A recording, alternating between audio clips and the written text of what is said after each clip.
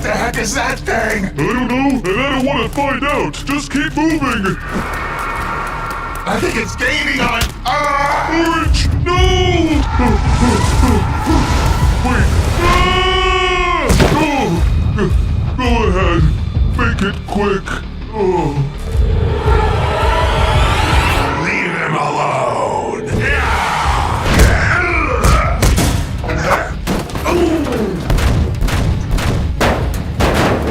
Not good. That thing can travel through the vents just like me. They're fast, too. I gotta think quick before...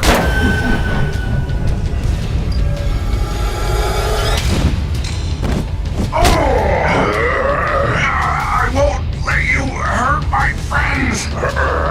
Stop this! Son.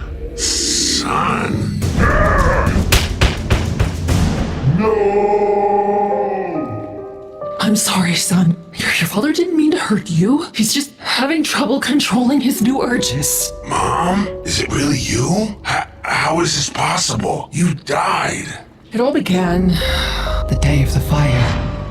The flames were blazing, and the smoke from our apartment was rising high into the sky. Your father and I were struggling to find you and your brother amidst smoke, calling out your names. You both had hidden, crawling under this and that because of how frightened you were. You were just kids, and you didn't understand that this was exactly what not to do during a fire. Thankfully, against all odds, we found you hiding away in the crawl space. Your father had me take you outside while he continued to look for your brother. We ran down the stairs and made it safely outside. But as we stood on that street corner amidst the onlookers, I started to panic. It was taking too long. Your father couldn't find your brother. I'd lose them both if I didn't do something. I gave you one last big hug, asked one of our neighbors to watch you, and then ran right back into that building. I rummaged through the apartment. Flaming horrors and ash covered it by now. I looked around as best as I could through the smoke when finally I saw them. Both of them were now passed out, stuck under a beam. I ran to them, and in a sudden burst of energy that I still can't explain, I was able to lift the beam off of them. Before I could reach the door to safety, the blaze consumed us all. The flame had reached the gas line, and the whole place exploded in a ball of fire.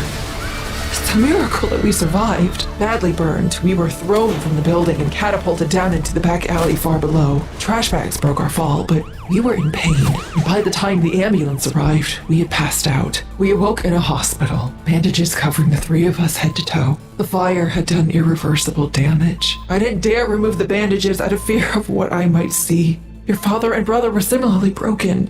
Son, believe me when I say we wanted to contact you, but I was so worried about what you might think, that you might be afraid of me, of us. So I decided to look over you from the shadows instead. We watched as you moved from foster home to foster home, school to school, flunking out left and right. I couldn't bear it. I wanted nothing more than to help you, to guide you, but I just couldn't. I figured that you would find your own way, and after a while, I was proven right. You might have fallen into a bad crowd, but you also fell in love, and your family couldn't be prouder. We watched from afar as you welcomed your daughter into your home, and later, we saw when those thugs attacked your wife. I am so sorry, son. Just know that we were always watching over you, and that meant getting revenge. I'm not proud of this, but your father and I dealt with them shortly after.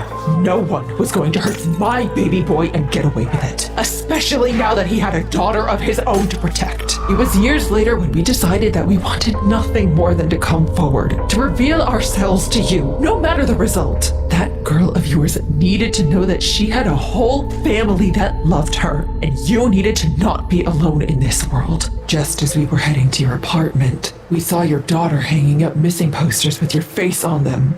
We couldn't believe it. There was no way that you would have abandoned your daughter, not like we did. We knew something had gone wrong, and so we started an investigation that led us here, to the Rainbow Friends play place. We arrived at the play place together, your father and I. It was dark, and it was scary, but we knew that our son, that you had to be here somewhere, and so we got to work. We searched every inch of this place, and as we did, we were attacked.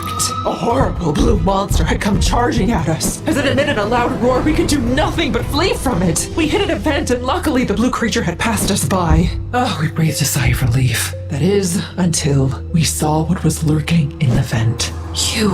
We didn't know it was you at the time, of course, and you had no reason to recognize us. And so you chased us down. It was only through the intervention of one man that you didn't kill us right then and there. A gated wall slammed shut within the vent, blocking you from following us. A man reached into the vent and pulled us out. He explained that he was the owner of the play place and then apologized for his employees' behavior. He went on to say that he knew who we were and what we were looking for. Your father almost decked him across the face, but the man said something next that gave us pause. He said that he could heal us. It sounded too good to be true, but when he brought us to his lab, it started to make sense. It was outfitted with all sorts of fancy technology and medical equipment, and for the first time in a long time, we had hoped to restore ourselves. The man promised that after the operation, he would introduce us to our son. The whole thing stank, but we were too blinded with anticipation to question it further. We agreed. Next thing we knew, we were strapped into machines and the process was underway. Our skin was restored, just as the man had promised, and for a brief second, we truly saw each other for the first time in years. This moment of happiness quickly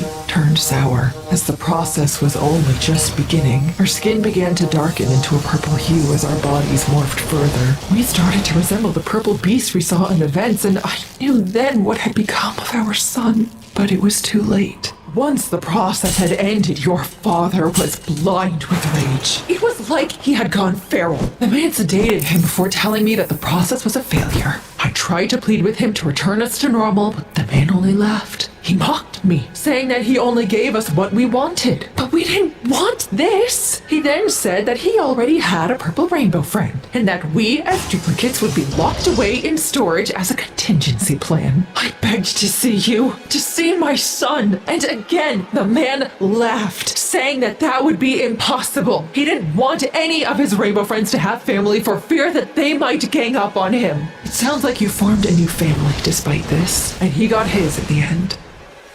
So that's everything. We were locked away with no hope of seeing either our boys again. Oh, son, I'm so sorry. Mom, it's okay. It's him! Dad! Dad, it's me! You don't have to be angry anymore! You found me! We're finally all together again! Together. Oh, honey, son, I'm so sorry. I'm so happy to have you guys back. Wait, does this mean my brother's still out there somewhere? We can only hope, son. We can only hope.